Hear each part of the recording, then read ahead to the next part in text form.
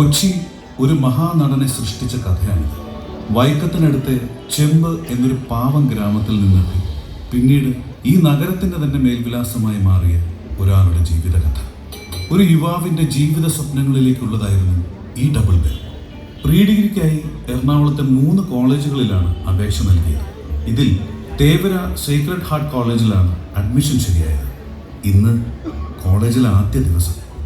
ജീവിതത്തിന് ഒരർത്ഥം കണ്ടെത്തണം, അഭിലാഷമായ അഭിനയത്തിന് ഒരിടമൊരുക്കണം, സ്വപ്ന നഗരമായ എറണാകുളത്തൊരു മേൽവിലാസം ഉറപ്പിക്കണം. അങ്ങനെ ഒരുപാട് പ്രതീക്ഷകളോടെ ഒരു യാത്ര. പഠനത്തോടൊപ്പം അഭിനയത്തിനും കളമൊരുക്കുക എന്നതായിരുന്നു മുഹമ്മദ് കുട്ടിയുടെ ലക്ഷ്യം.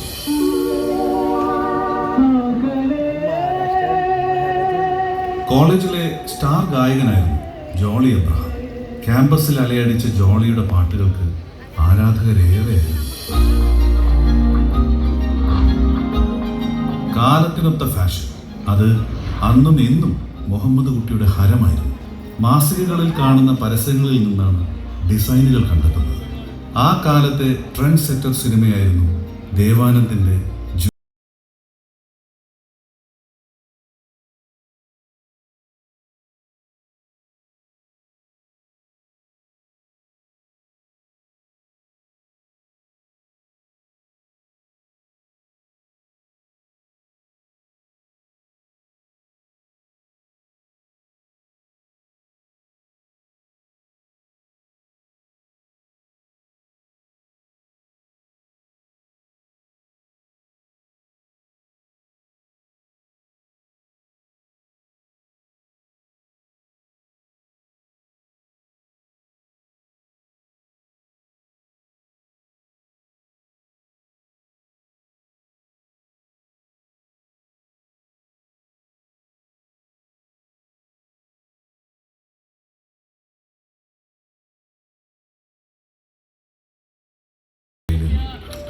കാലം 1970-71.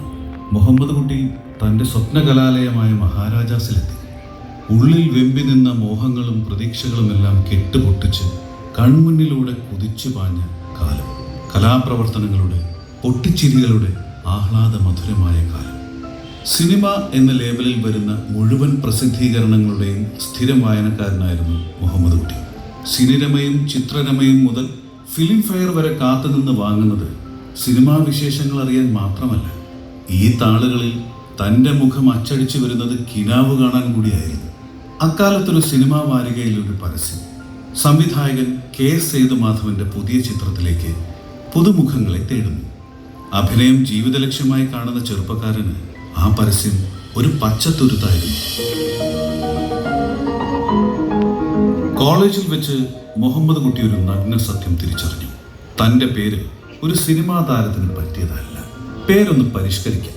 മുഹമ്മദ് യൂസഫ് ഖാൻ ദിലീപ് കുമാർ ആയതുപോലെ, അബ്ദുൽ ഖാദർ പ്രേം നസീർ ആയതുപോലെ നല്ലൊരു പേര് വേണം.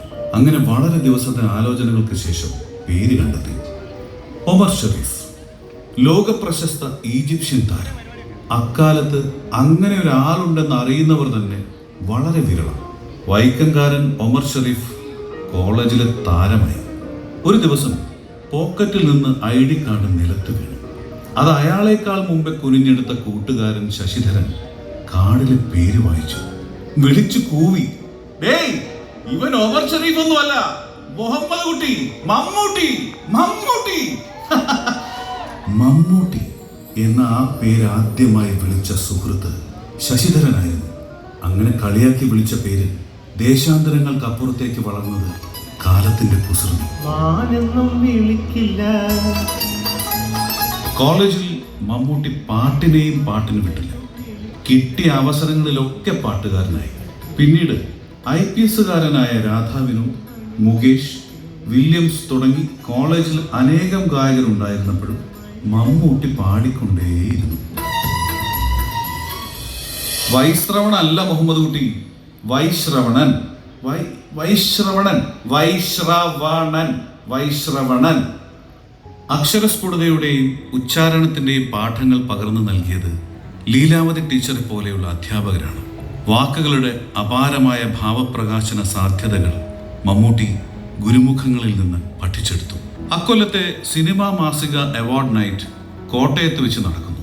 KS സേതുമാധവനാണ് മികച്ച സംവിധായകൻ. പുതുമുഖങ്ങളുടെ പരസ്യത്തിന് അപേക്ഷ നൽകിയ കാര്യം നേരിൽ സംസാരിക്കാം എന്നുകൂടി കരുതി രാവിലെ തന്നെ കോട്ടയത്തിന് വണ്ടി കയറി.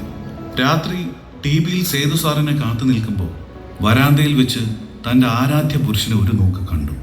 വെള്ള പാൻറ്റും സ്ലാക്ക് ഷർട്ടും അണിഞ്ഞ് സത്യൻ, ഒപ്പം ജീവിതാഭിലാഷത്തിലേക്കുള്ള പച്ചക്കുടിയായി സേതു സാറിൻ്റെ വാക്കുകളും. നാളെ നിങ്ങൾ ചേർത്തലയ്ക്ക് പോന്നോളൂ. ചേർത്തല കളവങ്കോടം ക്ഷേത്രത്തിനടുത്തുള്ള കയർ ഫാക്ടറി ഒരു സമരരംഗമാണ് ചിത്രീകരിക്കുന്നത്. കണ്ടപ്പോൾ തന്നെ സേതുമാധവൻ പറഞ്ഞു, നിങ്ങൾ വളരെ മെലിഞ്ഞിട്ടാണല്ലോ. നിരാശപ്പെടണ്ട, ചെറുപ്പമല്ലേ. ആദ്യ ദിവസം വേഷമൊന്നും കിട്ടിയില്ല.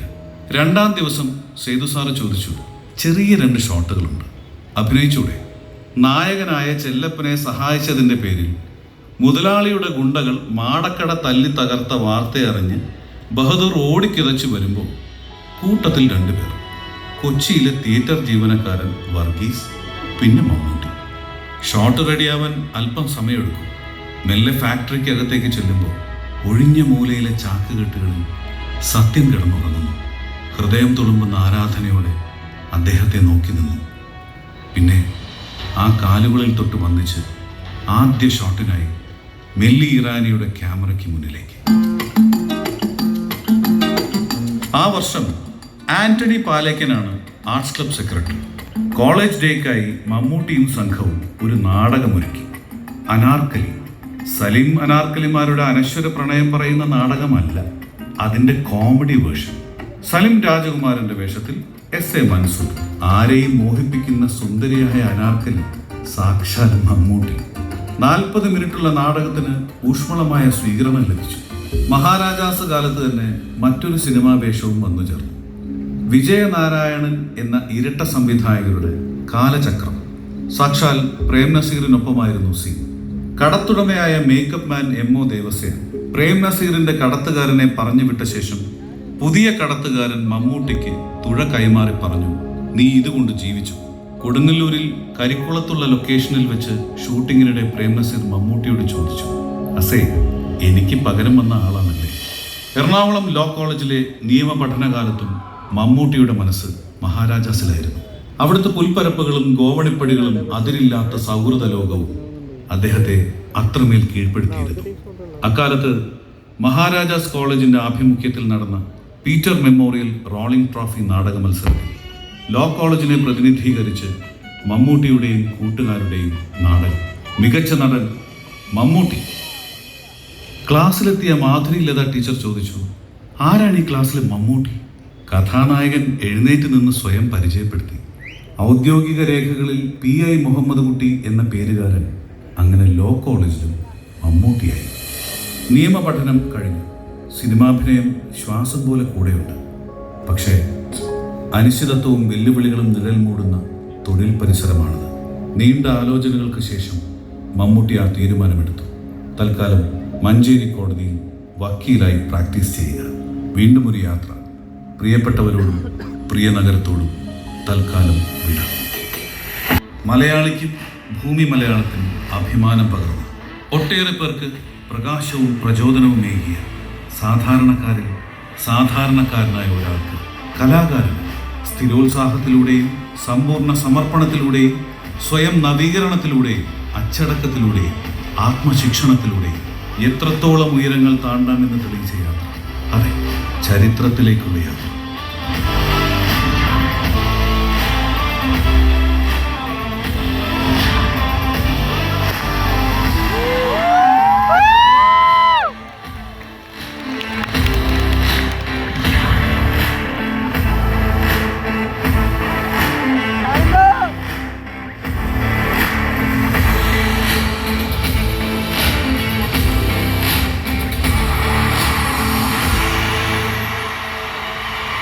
വര വിനയ് തേജസ്വി, എഡിറ്റർ അനൂപ് രാജശേഖരൻ, ക്രിയേറ്റീവ്